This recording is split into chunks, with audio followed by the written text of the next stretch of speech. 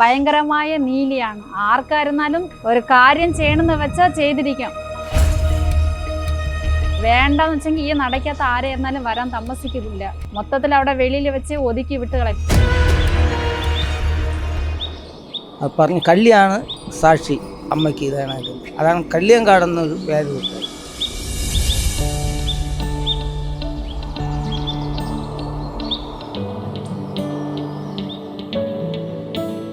കള്ളിയങ്കാടാണ് ഇതിൻ്റെ മൂലസ്ഥാനമേ ഇവിടെ ഇരിക്കുന്നത്.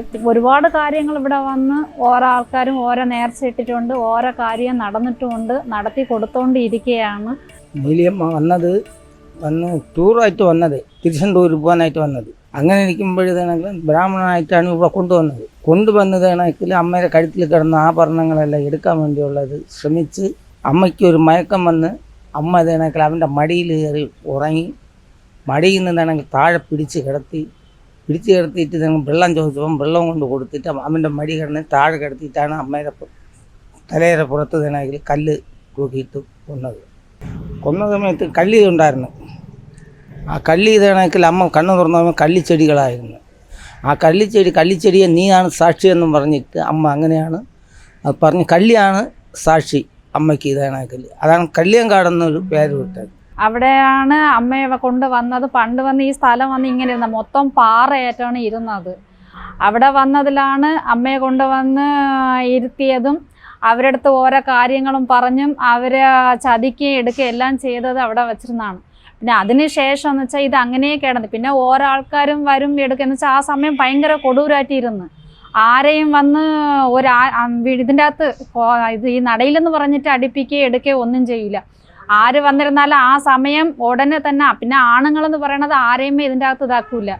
ആ മെയിൻ റോഡിൽ തന്നെ ചെന്ന് നിൽക്കും. ഓരോ കാര്യങ്ങൾ ചെയ്യാനും എടുക്കാനും ഓരോ കാര്യത്തിന് വേണ്ടി അവിടെ ചെന്ന് നിന്നിട്ടാണ് ആൾക്കാരിവിടെ. പിന്നെ ഇവർക്ക് ആവശ്യപ്പെടുമ്പം ചെന്ന് ചോദിക്കും, പൂവായിരുന്നാലും ഏത് വരുന്നാലും എനിക്ക് വേണം, നീ കൊണ്ടാന്ന് പറഞ്ഞിട്ട് വാങ്ങിയിട്ട് പൈസ തരാമെന്ന് പറഞ്ഞിട്ട് നേരെ ഞാൻ അകത്ത് കയറുന്നത്. പിന്നെ എൻ്റെ ഒരു അണ്ണനുണ്ട്. അണ്ണൻ്റെ കയ്യിൽ വന്നതിന് ശേഷമാണ് ആദ്യം ഇത് ചെറിയ ഒരു കല്ലാറ്റാണ് ഇരുന്നത്. അതിൽ നിന്ന് അണ്ണൻ വന്ന് നോക്കിയപ്പോൾ എന്ന് വെച്ചാൽ അണ്ണനെ ചെന്ന് വിളിച്ചതാണ്, നീ വാ എനിക്ക് വന്ന് ഇതേപോലെ തരണം പറഞ്ഞ് അങ്ങനെ വിളിച്ച് അണ്ണൻ വന്നാണ് ആ ദേവീൻ്റെ ശില്പം പോലെ ഇതാക്കി എല്ലാം കൊണ്ട് അവിടെ ഇരുന്ന് ഇവിടെ കോവിലിൽ കൊണ്ടുവച്ച് അണ്ണൻ്റെ കൈക്ക് വന്നിട്ട് തന്നെ കുറേ വർഷങ്ങളാവുകയാണ്. പിന്നെ അതിനുശേഷം തന്നെ ഓരോ ബിംബങ്ങളായിട്ട് വെച്ചെടുത്ത് ഇത്ര ദൂരം അണ്ണൻ കൊണ്ടുവന്നത്.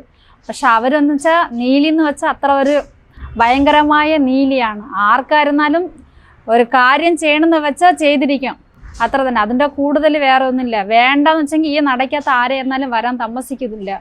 മൊത്തത്തിൽ അവിടെ വെളിയിൽ വെച്ച് ഒതുക്കി വിട്ട് കളയും. പിന്നെ ഒരുപാട് ആൾക്കാർ വന്നിട്ടുണ്ട്, മന്ത്രവാദത്തിനും ഓരോ സ്ഥലങ്ങളിലൊന്നും വന്നിട്ടുണ്ട്. പക്ഷെ അവരാരെ ഈ നടക്കാത്ത അവർ കയറ്റി എടുക്കുമെന്നില്ല. വേണമെന്നുണ്ടോ എന്നെ വന്ന് നല്ല മനസ്സോട് വന്നാൽ തൊഴാൻ, അതോടെ ശരി. വേറെ അനാവശ്യമായിട്ടുള്ള കാര്യങ്ങളിൽ വരലെന്ന് പറഞ്ഞ് അതോടെ വെളിയിൽ ഈ കോട്ടയ്ക്കകത്തെ അവർ വരാൻ വിടത്തില്ല. അതാണ് അവരെ അമ്മയുടെ കാര്യം എന്നുണ്ടെങ്കിൽ അതാണ്. കള്ളിയങ്കാട് ക്ഷേത്രം എന്ന് പറഞ്ഞാൽ നാഗർകോവിൽ പാർവതിപുരം അതിൻ്റെ അടുത്താണ് ഇരിക്കുന്നത് കള്ളിയങ്കാട്.